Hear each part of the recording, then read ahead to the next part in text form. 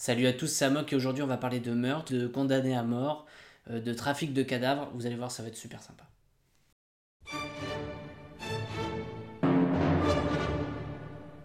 À la fin du 19e siècle aux États-Unis, le trafic de cadavres était extrêmement important, notamment au niveau des écoles de médecine qui avaient besoin de cadavres pour donner cours, mais qui ne pouvaient pas en avoir énormément par voie légale. Donc des corps frais étaient régulièrement exhumés par des pilleurs de tombes et revendus à des écoles de médecine qui pouvaient s'exercer dessus en faisant mine de ne pas savoir d'où ça venait. Ce qui a donné l'idée à plusieurs personnes d'ouvrir des commerces pour protéger les sépultures. C'est notamment le cas de Thomas Howell qui a eu l'idée de mettre une espèce de mine sur le dessus du cercueil.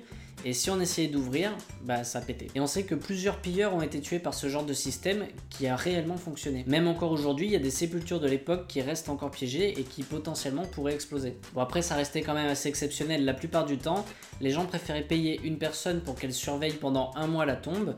Et au bout d'un mois, comme on considérait que le corps était assez décomposé, ça intéressait plus les pilleurs et donc on pouvait ne plus surveiller la tombe. Et puisqu'on est sur le sujet, je vais vous parler de John Scott Harrison. Vous allez voir, je kiffe cette histoire. Alors John Scott Harrison, pour vous donner une idée de l'importance du personnage, il faut savoir que c'était le fils d'un président des États-Unis, déjà c'est pas mal, et c'était aussi le père d'un président des États-Unis. Alors son fils est devenu président des États-Unis quelques années après sa mort, mais bon quand même. Eh bien ce monsieur, quand il a été enterré en 1881, sa famille a bien fait en sorte que son cadavre ne puisse pas être volé. Ils ont protégé la tombe en elle-même de différentes façons, et en plus de ça, ils ont payé quelqu'un pour la surveiller. Mais le jour des funérailles, la famille d'Harrison s'est rendu compte qu'un corps d'une tombe voisine venait d'être dérobé. C'était le corps d'un certain Augustus Devin. Bon alors ils connaissaient pas du tout ce mec là, mais ils vont se sentir quand même un petit peu concernés, et l'un des fils de Harrison va aider un ami de Augustus Devin à chercher le corps de Augustus Devin.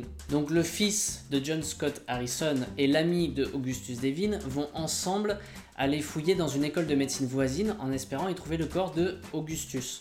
Et ils vont bien trouver un corps, mais pas celui d'Augustus. À la place, ils vont tomber sur le cadavre de John Scott Harrison. Je vous laisse imaginer la gueule du fils qui a découvert son père accroché au plafond en train de sécher, parce que c'est vraiment comme ça qu'il l'a découvert, alors qu'il le pensait enterré et ne pouvant pas être volé. Ah, il y a des jours comme ça. Et alors le corps d'Augustus, ils vont le retrouver quelques temps plus tard dans une autre école de médecine. Ça vous donne un petit aperçu du nombre de corps qui pouvaient être volés à cette époque-là. Donc cet événement, qui était vraiment un fait divers banal en fait, a quand même pris de l'importance à l'époque parce que ça touchait quelqu'un de vraiment connu. Et c'est à partir de là qu'on a créé des lois aux États-Unis pour pouvoir fournir les écoles de médecine en cadavres humains. On donnait par exemple le cadavre des condamnés à mort directement aux écoles de médecine. Comme ça, ils avaient plus à voler le cadavre des honnêtes gens. Alors en entendant tout ça, on pourrait se dire que c'était propre aux États-Unis, mais en fait pas du tout. Il y a une histoire un petit peu dans le même genre du côté de Édimbourg par exemple, toujours au 19e siècle. Là-bas, il y a deux amis, Burke et Eyre, qui fournissent les écoles de médecine en déterrant des cadavres.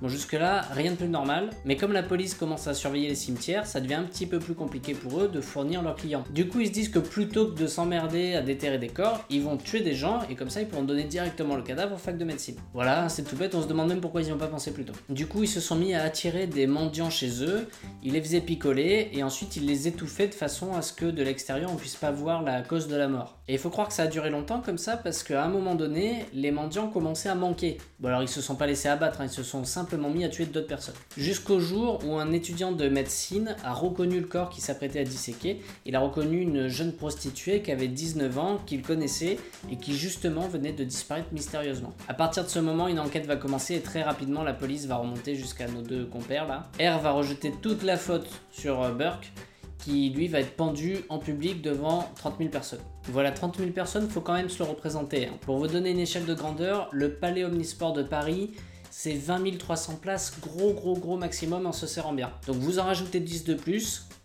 et ça fait une exécution publique. Alors l'histoire ne dit pas si tout le monde voyait bien la scène. Et une fois pendu, on va récupérer son corps et on va gentiment l'offrir à une école de médecine pour qu'elle puisse enseigner à ses élèves.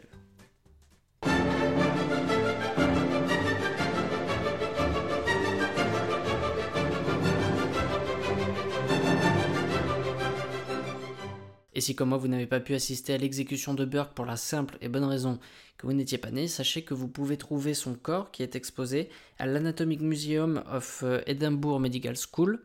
Et il existe également un masque mortuaire fait juste après l'exécution de Burke. Et il y a également un masque de R, mais qui lui a été fait de son vivant. Et petit détail sympa, on peut aussi voir exposé un livre de poche qui a été fait avec la peau tannée de Burke, accessoire indispensable pour l'été.